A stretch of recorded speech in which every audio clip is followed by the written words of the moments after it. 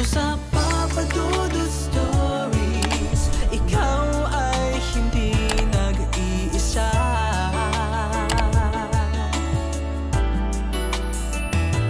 Dito sa Papa Dudut Stories, may nagmamahal sa'yo. Papa Dudut Stories, Papa Dudut Stories. Dear Papa Dudut, sa lahat po ng mga nakatutok ngayon, huwag pong kalimutan mag-like, mag-share at mag-subscribe. Maraming salamat po sa inyong lahat.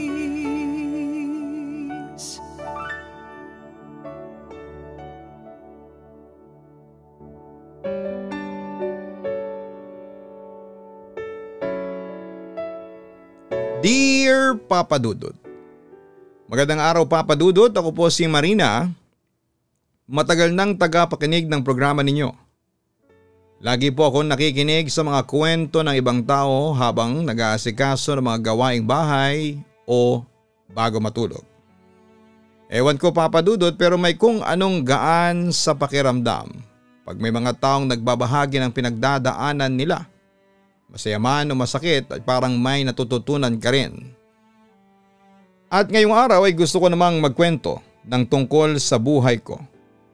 Hindi po ito tungkol sa pag-ibig kundi sa isang bahagi ng buhay ko na hanggang ngayon ay hindi ko pa rin makalimutan. Kwento po ito ng kabataan ko at ng isang pagkakamaling hindi ko alam kung dapat ko bang pagsisihan o tanggapin na lamang. Papa Dudut, bata pa lamang ako ay medyo kakaiba na talaga akong kumilos. Lumaki po ako sa probinsya namin sa Batangas sa lumang bahay na gawa sa kahoy. May malawak na bakuran at sa likod ay puro puno.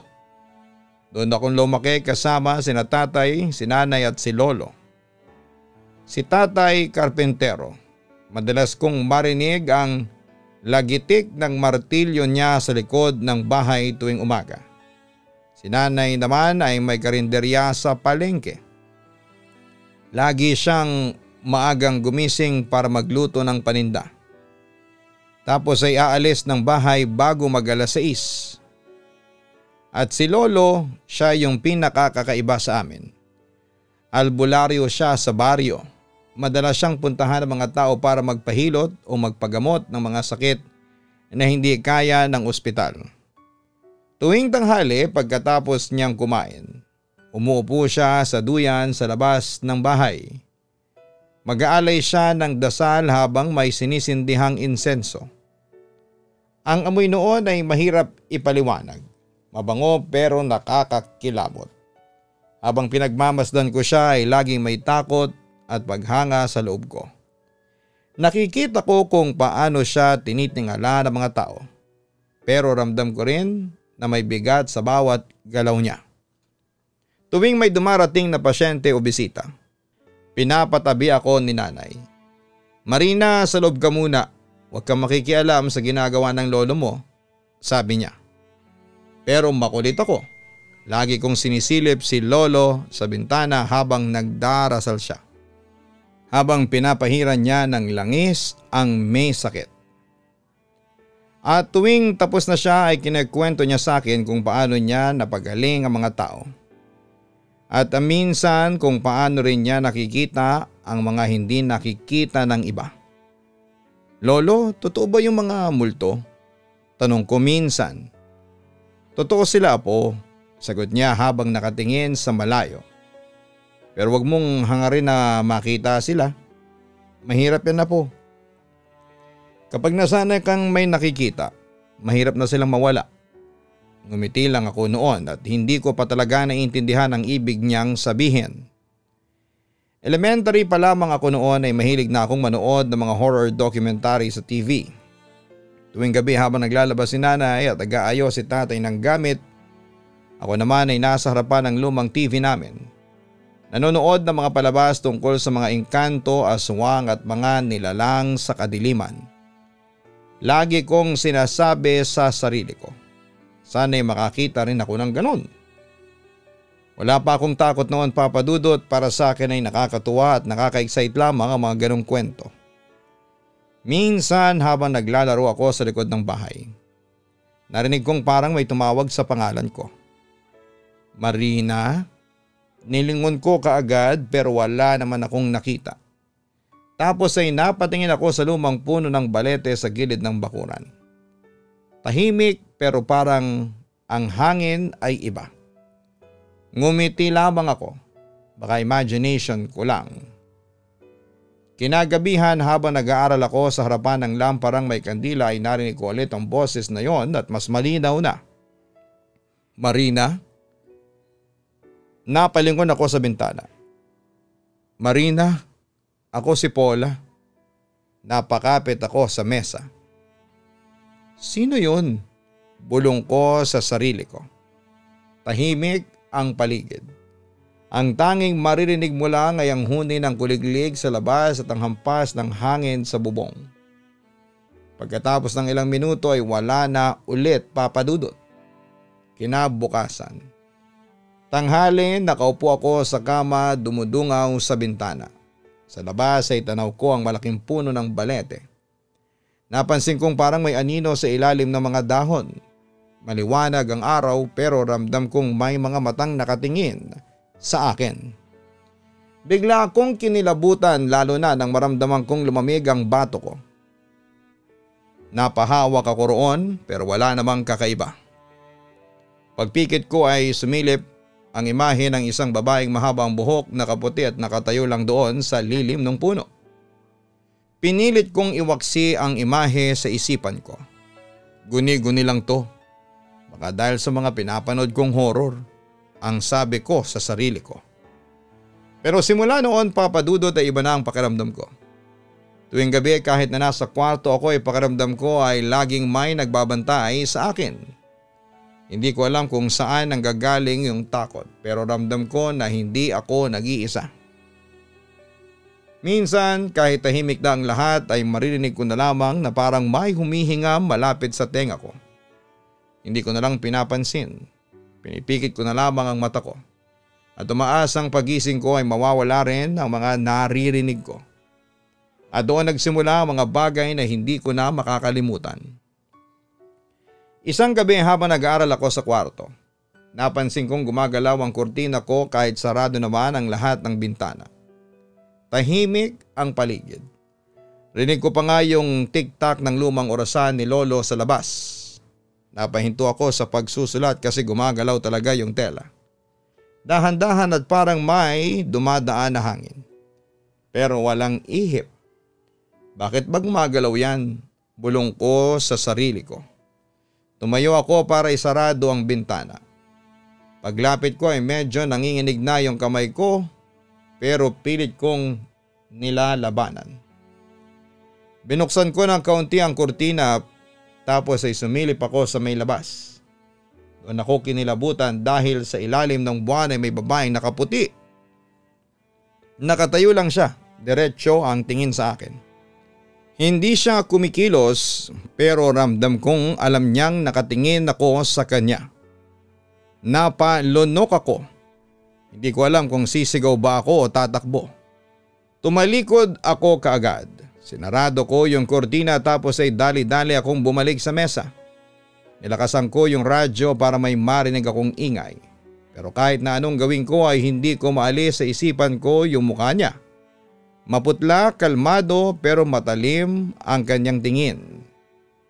Kinabukasan habang kumakain kami ng tanghalian ay hindi ko napigilang ikwento kay Lolo ang mga nakita ko. Lo? Ang sabi ko habang nag-aalinlangan. May nakita po akong babae kagabi, nakaputi at nasa ilalim ng puno. Biglang tumigil si Lolo sa pagsubo. Tiningnan niya ako, yung mga mata niya ay seryoso at parang may alam. Huwag mo siyang tititigan pabalik kapag nakita mo, ang sabi niya. Kapag nagustuhan ka ng mga yon ay mahirap na silang paalisin. Pero Lolo, baka naman tao lang. Marina, putol niya sa akin. Minsan ay hindi lahat ng mukhang tao ay tao. Tumahimik ako. Hindi ko na lamang na ituloy yung gusto kong sabihin. Lumipas ang mga taon. Nakalimutan ko na yung babae. High school na ako noon at mas lalong lumalim yung interes ko sa mga bagay na hindi pangkaraniwan. Siguro dahil lumaki ako sa bahay na may albularyong kasama o baka dahil gusto kong maintindihan kung bakit may mga bagay akong nararanasan na hindi naman nararanasan ng iba. Tuwing walang tao sa bahay, pumupunta ako sa gilid ni Lolo. Doon kasi nakatago yung mga luma niyang libro. Puro dasal, mga orasyon at tungkol sa mga bantay ng kalikasan o kung ano paman. Binabasa ko yon kahit minsan ay hindi ko maintindihan ang lahat. Ang gusto ko lang ay malaman kung ano yung mga sinasabi niyang bawal tingnan o bawal pansinin. Sa bawat pahina ay mas lalo akong nadadala. Parang may mas gusto pa akong alamin. Isang gabi habang nagbabasa ako ay may narinig akong kaluskos sa ilalim ng kama. Napatigil ako. Tiningnan ko yung pintuan at sarado, wala ring pusa o aso sa loob. Pinilit kong ituloy ang pagbabasa pero hindi ko na kaya dahil sa mga naririnig ko. Bumaba ako at dahan-dahan at sinilip ko sa ilalim. Wala naman akong nakita. Pero napansin kong may kakaibang amoy sa hangin, amoy lupa, pero may halong bango ng mga bulaklak na hindi ko ma-identify kung anong klase. Tumayo ako at kinabahan na ako noon, pero pilit kong pinapakalma ang sarili ko. Baka hangin lamang ito, Marina, sabi ko pa sa isipan ko. Kinabukasan tanghali, lumabas ako ng bahay at naupo sa may hagdanan. Nakatitig lamang ako sa puno sa tapat namin. Bigla ko naramdaman yung bigat ng ulo ko at parang may humihigop na lakas sa katawan ko. Paglingon ko sa puno ay nakita ko sa isipan ko yung babae. Ngumiti siya sa akin nang magtama ang mga tingin namin. Bakit mo ko tinititigan? Tanong ko sa isipan ko. Hindi ko alam kung bakit ko nasabi yon. Tapos may sumagot. Dahil nakikita mo ako. Bigla siyang naglakad palapit sa akin at saka ko lang napansin yung suot niyang puting bestida ay duguan pala. Hanggang sa biglang naging duguan na din ang mukha niya. At dahan-dahan niyang hinawakan ang mga pisngi ko nang may kamay niyang nababalot ng dugo. Papadudot nagising na lamang ako sa sala na hawak ni nanay ang kamay ko. Nasa may paanan ko naman si tatay na sinasabing kanina pa akong ginigising dahil wala akong malay sa labas ng bahay namin. Sinabi ko na lamang sa kanila noon na wala akong natatandaan na kahit na ano, kahit balot pa ng takot ang katawan ko. Pagmulat ko ay nakahiga na ako sa sala. Si nanay umiiyak, si tatay ay gisingin daw ako kanina pa. Nilagnat ako ng matindi, dinala ako sa doktor pero sabi nila ay normal lang daw. Wala raw problema pero sa loob ko ay alam kong may kakaiba. Hindi yon basta lagnat. Kinagabihan noon habang tulog ako ay naramdaman kong parang may humawak sa kamay ko. Malamig, mabigat, kasunod ang mga bulong na tulungan mo ako. Dahan-dahan ako nagmulat ng mata pero madilim ang buong kwarto. Hindi ako makagalaw. Hindi ko alam kung sisigaw ba ako o tatakbo palabas pero wala akong nagawa. Alinman sa mga yon. Hanggang sa bigla akong napabangon ng habol ang hininga. Umupo at umiyak ako ng tahimik hanggang sa makatulog ako ulit. Nang sumunod na gabi, hindi ko na kinaya pa. Nagpa siya akong lumabas kahit tulog na ang mga kasama ko sa bahay. Gusto ko lang maglakad para mawala sa isipan ko yung mga naririnig ko. Tahimik yung kalsada, madilim, ilang ilaw lang sa poste ang gumagana. Habang naglalakad ako ay may nakita akong babae sa gilid ng daan. Nakaputi rin siya, nakatayo lang at nakatingin sa akin. Hindi ko alam kung ako lang ang nakakakita pero walang ibang tao sa paligid. Dahan-dahan akong lumapit sa kabila ng matinding kamang nararamdaman ko. Miss, okay ka lang ba? Pero bago pa man ako makalapit ay nawala na siya. Wala ni anino. Wala ni tunog. Doon ako tumakbo pa uwi, halos hindi ako humihinga sa takot. Miyerkules naman noon, pauwi ako galing sa eskwela. Malapit na ako sa bahay nang biglang lumakas yung hangin.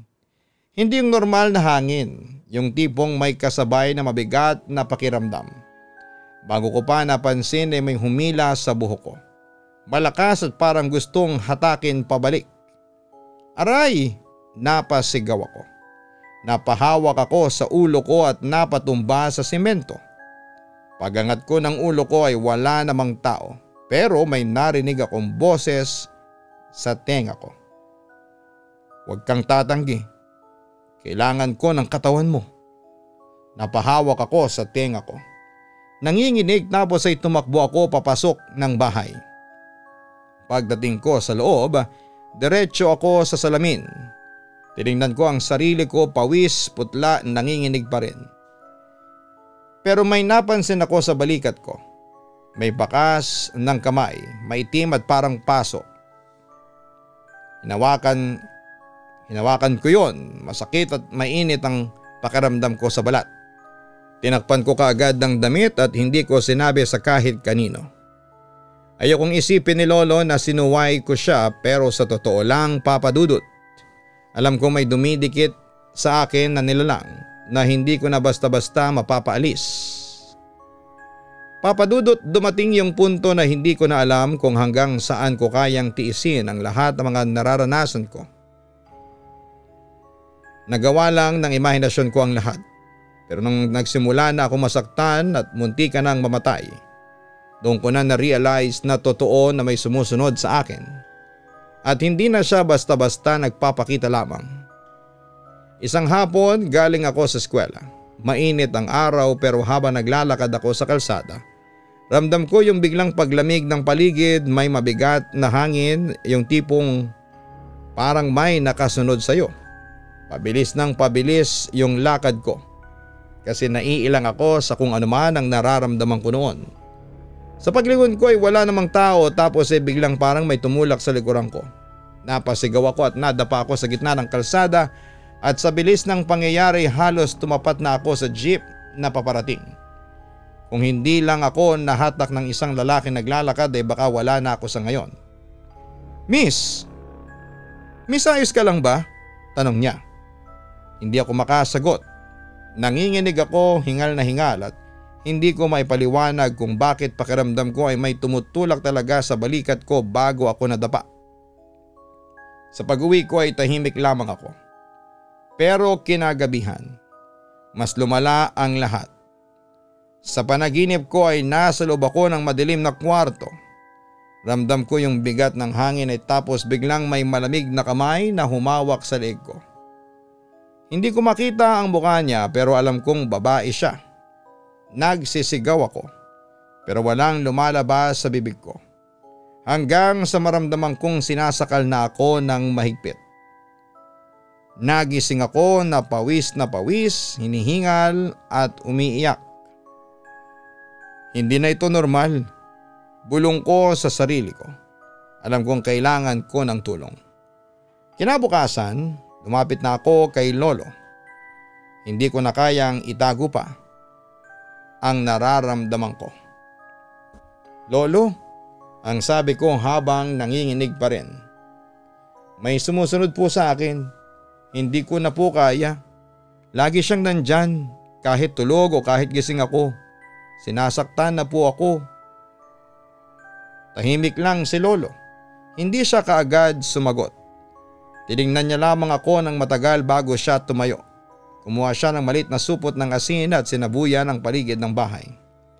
Hindi mo dapat binuksan ang isipan at mata mo sa kanila. Mahinahon niyang sabi. Lolo, paano ko isasarado? Hindi madaling gawin niya na po. Sagot niya habang inaayos sa mga kandila sa altar. Pero susubukan nating itaboy siya. Mamaya. Hindi ka pwedeng pabayaan sa ganyang sitwasyon. Kinagabihan natahimik ang buong bahay. Pinaupo ako ni Lolo sa harapan ng altar. Nandun yung mga kandila, langis at isang malit na bote ng tubig na galing daw sa bukal. Amoy insenso ang paligid. Pinahawak niya sa akin yung rosaryo. Ano mang mangyari, huwag kang matakot. Huwag kang kikilos, sabi pa ni Lolo. Tumango lamang ako kahit ramdam ko ang kaba. Nagsimula siyang magdasal, mabagal, seryoso at bawat salita ay parang may mabigat na pakiramdam na ibinibigay sa akin. Habang tumatagal, pakiramdam ko ay bumibigat yung dibdib ko. Biglang umihip ang malamig na hangin sa loob ng bahay at sabay namatay ang apoy ng kandila. Lolo, mahina kong bulong. Tahimik ka lang, sabi niya. Tuloy mo lang yung pagdarasal sa isipan mo. Pero habang nagsasalita si Lolo, narinig kong may gumalaw sa likod ko.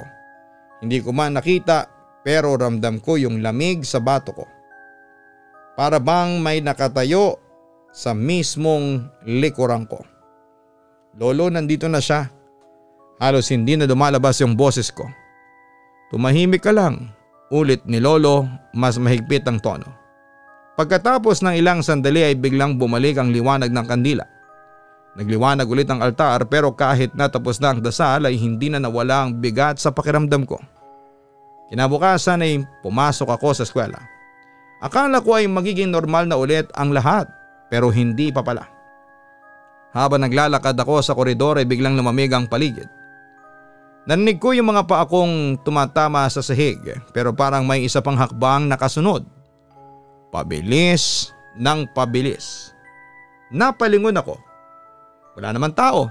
Nagmamadali akong pumasok sa CR para maghilamos at pakalmahin ang sarili ko. Pagharap ko sa salamin ay doon ko siya nakita, isang babae sa likod ko, nakaputi, mahabang buhok at nakatitig lamang siya sa akin. Napasigaw ako. Ah! Pumasok yung mga kaklase kong nasa labas. Marina, anong nangyari? Turo ako ng turo sa salamin habang nanginginig ang buong katawan ko. Nandyan siya, nandyan siya. Sinong nandyan? Tanong ng mga kaklase ko. Tinanggal ko ang mga kamay sa mata ko at wala na akong nakitang ibang refleksyon sa salamin. Napatulala na lamang ako habang nakatayo ako doon. Nakita kong unti-unting nababasa yung parte ng salamin sa likod ko. Parang may humihinga doon. Simula noon, gabi-gabi na akong nahihirapang matulog. Kahit ipikit ko ang mga mata ko ay may maririnig akong boses. Sumama ka na sa akin, Marina.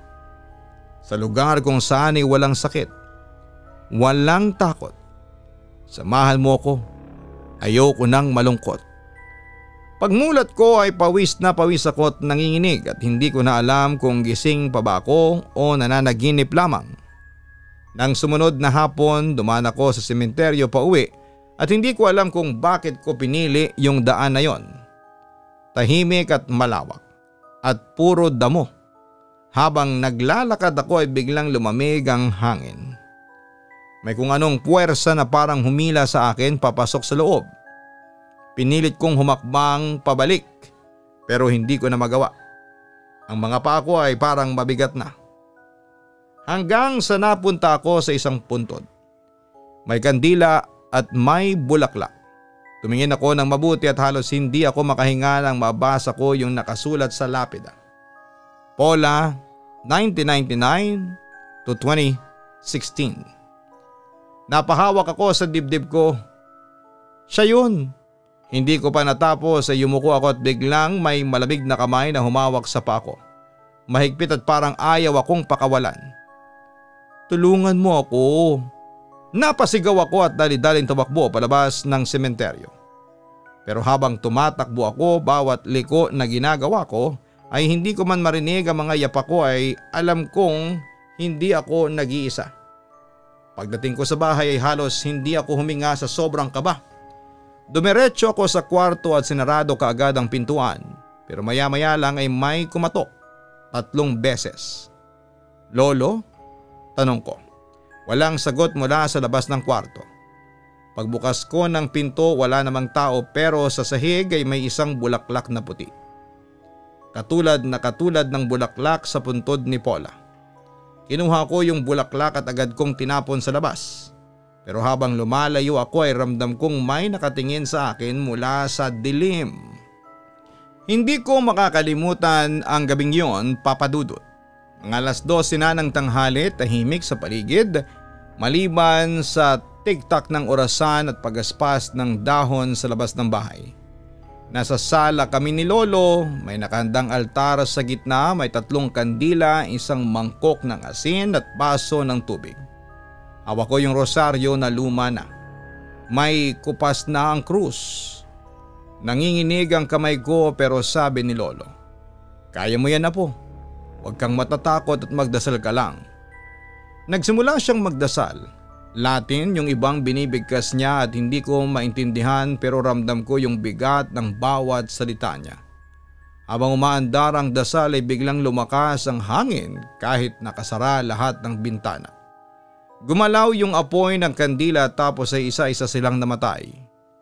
"Lolo," mahinang sabi ko pero bago pa siya makasagot ay napasigaw ako. Hindi ko alam kung bakit pero may boses na lumalabas sa bibig ko. Hindi akin, malalim, galit, parang may hinanakit. "Hindi mo siya maaalis, akin na siya."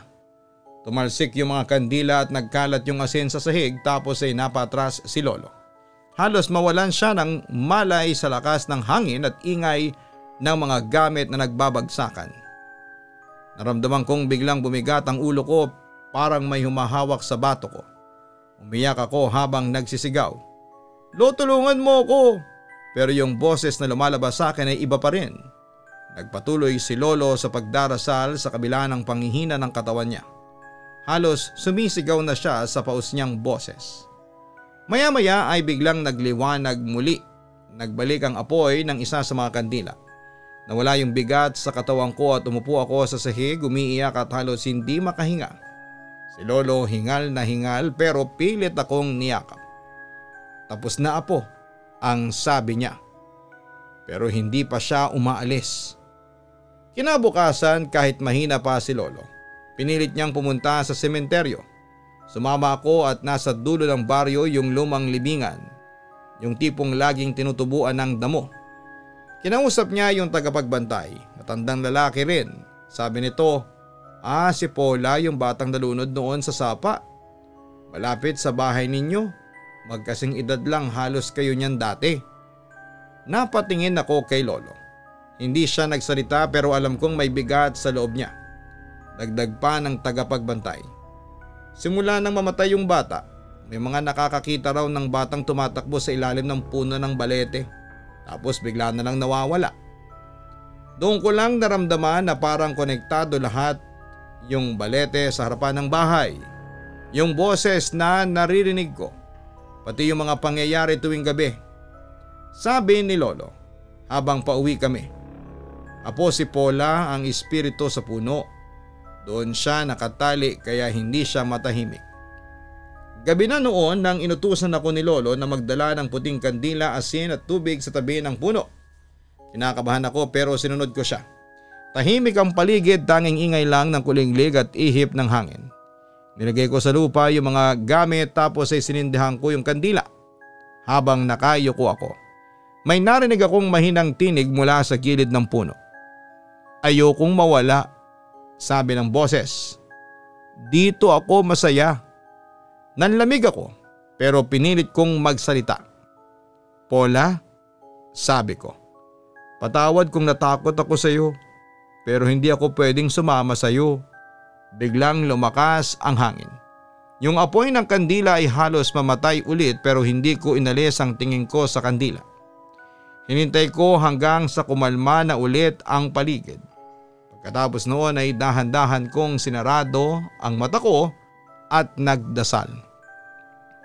Sa pagbalik namin sa bahay, sinimulan na ni Lolo ang ritual para tuluyang isarado ang tinatawag niyang ikatlong mata ko.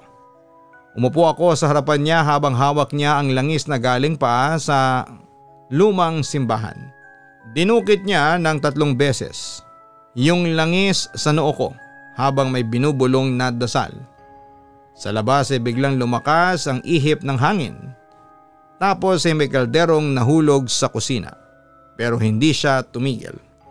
Matapos ang ilang minuto ay bumalik sa katahimikan ang buong paligid tapos sinabi ni Lolo na tapos na raw. Hindi ka na niya makikita pa. Ilang araw ang lumipas. Tahimik ang lahat.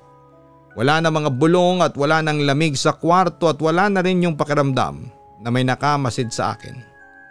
Nakakatulog ako ng mahimbing. Naging normal ulit ang araw-araw ko sa buhay. Lumipas nga mga taon at naging manunulat ako. Madalas kong sinusulat ang mga kwento ng kababalaghan, mga kwentong minsan ay base sa karanasan ko mismo. Marami ang natatakot, marami ang natututo. Pero para sa akin, isa lang ang dahilan kung bakit ko ito ginagawa. Para may makinig sa mga kwentong gustong ikwento ng mga naiwang kaluluwa. Hindi ko na muling nakita pa si Paula. Pero tuwing umaga, minsan pagbangon ko ay may nakalagay na bulaklak sa lamesa. Katulad ng mga nasa puntod niya. Hindi ko alam kung saan galing pero hindi ko na pinapansin. Sinabi ko na lamang sa sarili ko na baka ala-ala lang. Ngumiti ako at tumingin sa may bintana. Sa labas ay nandun pa rin yung lumang puno ng balete.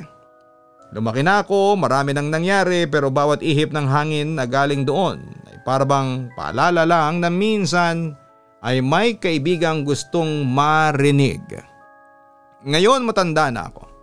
Nasa harap ako ng bintana nakaupo habang pinapanood yung dahon ng puno na sumasayaw sa hangin. Tahimik ang paligid, malamig pero magaan sa pakiramdam. Lubos na gumagalang Marina. Mga kaistorya, may mga bagay talaga sa buhay na hindi natin kailangang hanapin. Yung mga mata na gustong makakita ng kakaiba. Minsan, sila rin yung pinaka nagdurusa. Tulad ni Marina, gusto lang niyang makakita pero hindi niya alam na may halagang kabayaran yon. Kaya kung minsan ay mas mabuti pa talaga kung manahimik, magdasal at magpasalamat at huwag bastang magbukas ng pinto sa mga hindi natin naiintindihan. Dahil sa mundong ito ay hindi lahat ng gustong magpakita ay dapat nating makita. Hanapin ang Kaistorya YouTube channel para sa mga horror stories. Ganon din ang Papa Dudut Family. Maraming salamat po sa inyong lahat.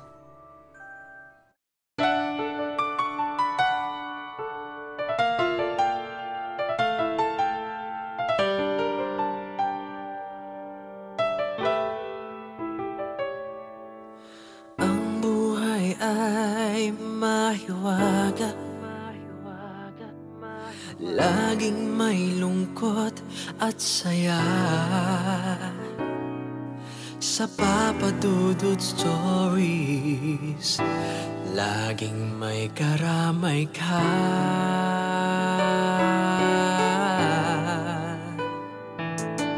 Mga problemang kaibigan, dito ay pakikinggan ka. Sa Papa Dudut Stories, kami ay iyong kasama. Dito sa Papa Dudut